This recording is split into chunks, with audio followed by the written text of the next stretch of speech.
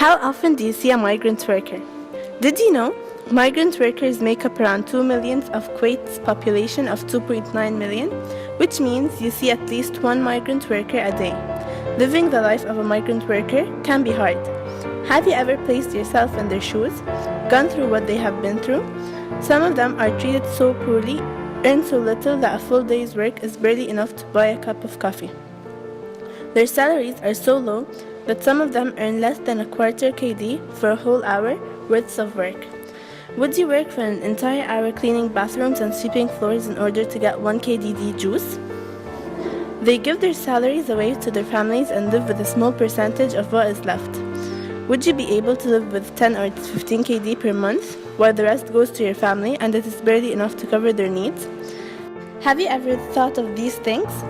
Well, we did, and we interviewed some migrant workers in order to show you life from their perspective. The people we interviewed had something in common. They both had low wages. We interviewed a male and a female participants that had different types of work. We would like to take a couple of minutes from your time to share with you their stories. The male worker is from Sri Lanka. He is married and has 2 daughters that go to school using a bicycle as transportation. He used to paint buildings, and as a second job he used to work as a driver. His salary wasn't enough that he then considered traveling to Kuwait, after he had found the office that sends workers from Sri Lanka to Kuwait. He left his family and traveled just because he is keen on the future of his family, and so that he could not deprive them of anything. He wants his kids to live a healthy lifestyle and with a better education. As soon as he arrived to Kuwait, he worked at an entertainment place where he used to control the machines. After that, he worked as a tea boy, someone who makes drinks, gives things from a worker to another, and so on. He has a 2-shift job with a total 100 KD salary. He starts his job from 6 a.m. until 4 p.m., then from 4 p.m. until 6 p.m. He doesn't get rest though. He has another unstable work. He paints buildings as well. He finishes his job by 9:30 p.m. and returns back home, where he finds nearly 5 other men living in the same house. He calls his wife every day before he sleeps to check up on his family. Then he gets ready for a new day. He finds that people in Kuwait admire artists that he wishes he could have an opportunity to become the best artist in this country. The female worker is an Indian worker that didn't get much education because she had to be responsible for her brother. When she turned 15, her parents decided that she should get married.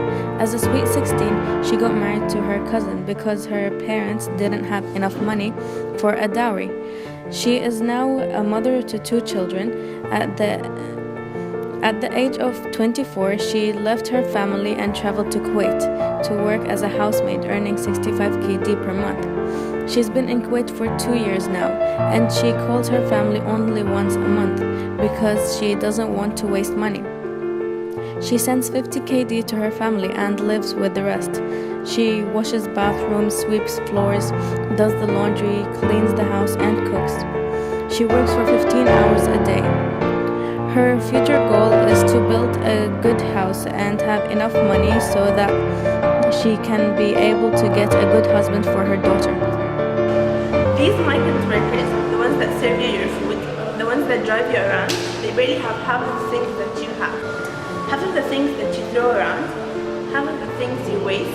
However, they are making the best of it and are trying their best to achieve their dreams and raise their hopes for a better life. Be thankful for what you have, because some people will be happy with just a small piece of it. These migrant workers are trying to achieve their dreams, and for them to do that, they need money for education, home, food, and many other necessities.